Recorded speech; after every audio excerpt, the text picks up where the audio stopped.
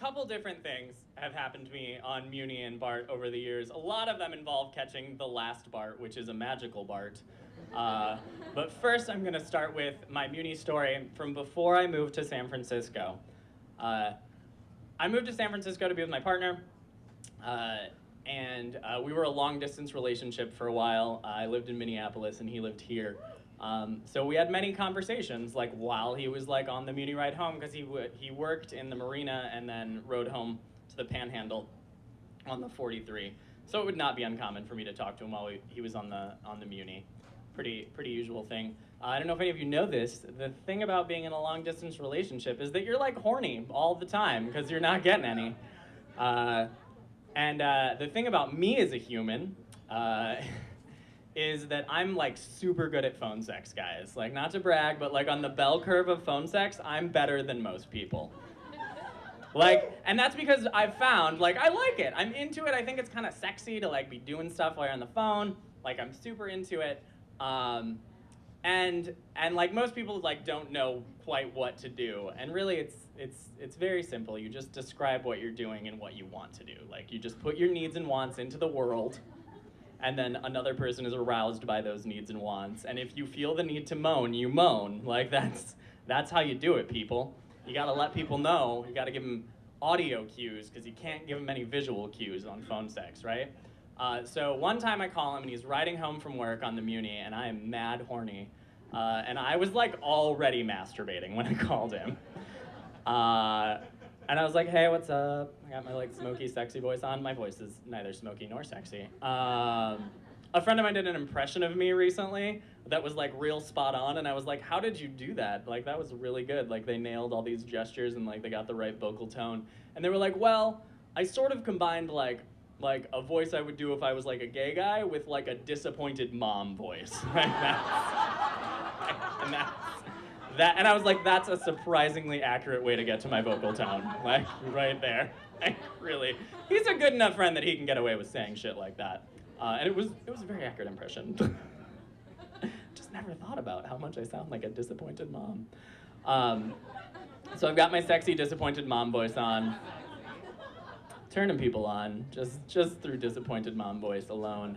And like, he's, my boyfriend is on the bus.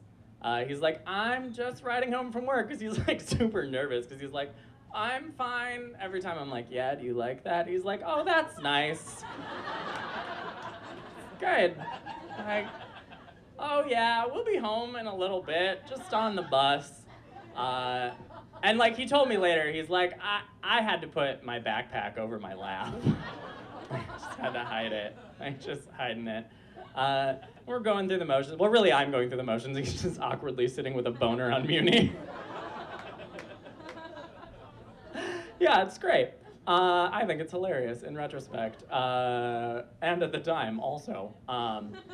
So he's listening to me masturbate, and he's like, oh, that's really good. That's great. Oh, it's so great. And like, I have an orgasm, like very vocally. I'm not a quiet orgasmer. And then I was like, all right, babe, love you. See you when I visit in a couple weeks. Hang up the phone. And then like, he was apparently fairly close to a stop, and he calls me back like 6 minutes later, and he was like, well, that was interesting. And I was like, oh yeah? It was fun, right? He's like, the woman behind me got off at the same time, and she said, that sounded like fun.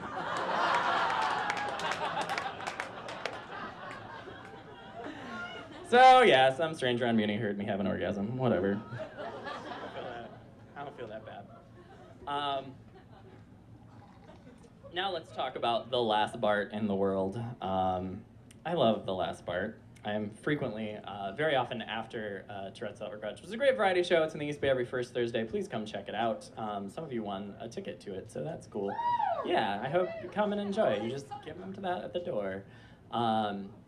I'm often coming back from like Section for Us or Tourette's here. Some burlesque show, so I've got like a giant suitcase full of big fur coats and high heels and the various things I wear on stage. I'm Wonder Dave. You can like me on the internet if you want to see me in less clothing. Like, it's a real option. Like, just like, it's so sad. I did a workshop at a college the other day where I was talking about like spoken word and poetry and stuff like that, and then I was like, and they were like, oh, can we find you? Like, I was like, oh yeah, you can like me on Facebook, and then I was like, Cavier, if you like me on Facebook, that is to see me in a green thong. Like that's what's going to happen, college students, who I am here to ostensibly be a teacher for. Good life choices. So, yeah, I'm a fan of my life choices, clearly. And so on which last Bart story do I want to tell you first? Yeah, I'll go. So the thing about the last Bart is I fall asleep on Bart sometimes, and I'll usually wake up like I would be going to 24th and I'd wake up in Glen Park, which is not the worst thing, right? Like you can catch a cab back to wherever you were going, and it's like a reasonable amount of money. And you're just like, oh, I'm stupid, whatever. And there's plenty of cabs around there. On this particular instance, it was the last Bart of the evening, and I woke up in Daly City.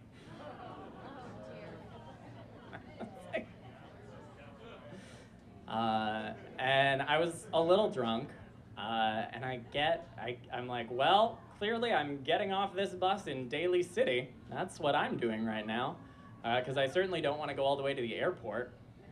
And I'm like, I'm in for, like, I figure at least a $25 to $30 cab ride right now. I'm like, you're just gonna eat this, it's late at night. And there is one cab, like the last Bart, and it's this one guy. I'm fairly certain that he was Russian or Ukrainian or something with an accent that I couldn't quite understand a lot of what he was saying, which was really for the best in my current state. I was just like, oh, I live on South Van Ness, just like I'm late, I'm very tired, please take me home. And I have cash, fortunately, so I can just get in the car with him. And he starts saying things to me, and I only pick up like a few words. And the words I'm picking up are not words you want to pick up randomly alone at night in a car with a strange man. They're things like Jews. I'm like,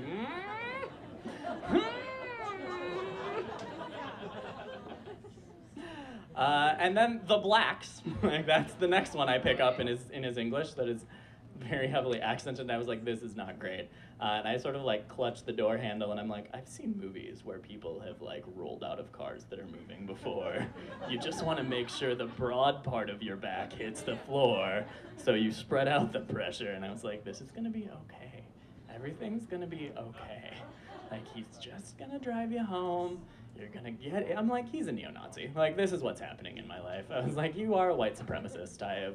It is 2 in the morning and I'm in a cab with a strange Russian white supremacist. I don't want to be here at all. And I was like, thanks for coming through for me in this moment, whiteness. Like, I'm just not talking much because I don't want the gay disappointed mom voice to give me away.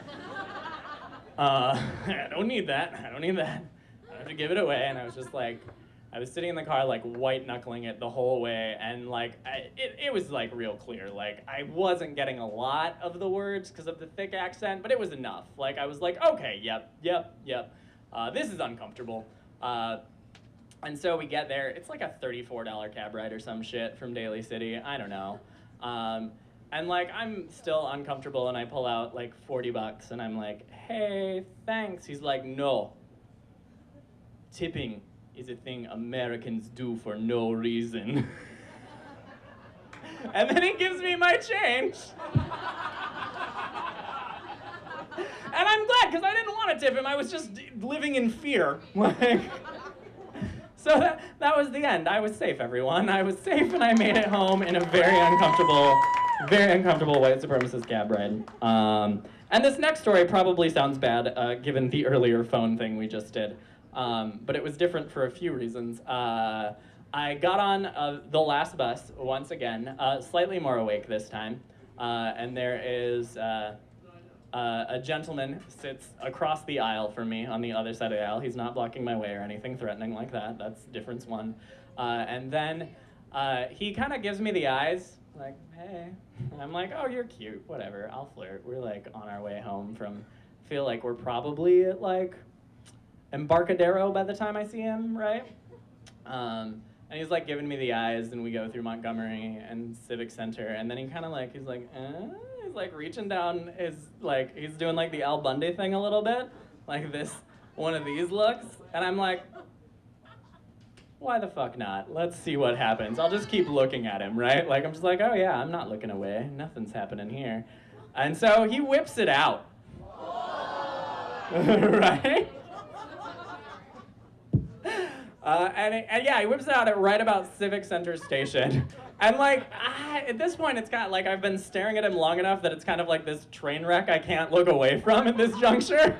I'm just like, oh, that's not, okay, that's happening, right? Like, and I don't like get up and move. I just am kind of like, and he's like, and I was like, no, not happening. Like, I have enough conscience of mind to be like, no, like, my penis is never coming outside on a BART train. Like, that's just never happening. Like, I'm pretty slutty, but like, I'm concerned about the health of BART. I don't even think it was one of those like new trains with like the plasticky seats. I don't know. So we get to 16th, and like we're leaving 16th, and I'm gathering my things, and I was like, well, this was fun. I'm gonna go. And then it's 24th, and I get off, and he's like, no, just like one more stop. And I was like, this is the last BART. Like, I'm not going to Glen Park so you can come while I'm watching you on BART. Like, I don't care about Glen Park that much, and I don't want to have to come back. Like, no. And he was like, oh, okay, and he like put it away.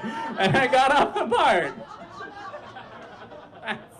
That's it, yeah, right? Like, I don't know, I didn't feel threatened. That was the point of that. Yeah, so BART and Muni are really magical, and fun things happen on there all the time. I have been Wonder Dave. Thank you all so much for playing along with this phone game and listening to my stories. Yay.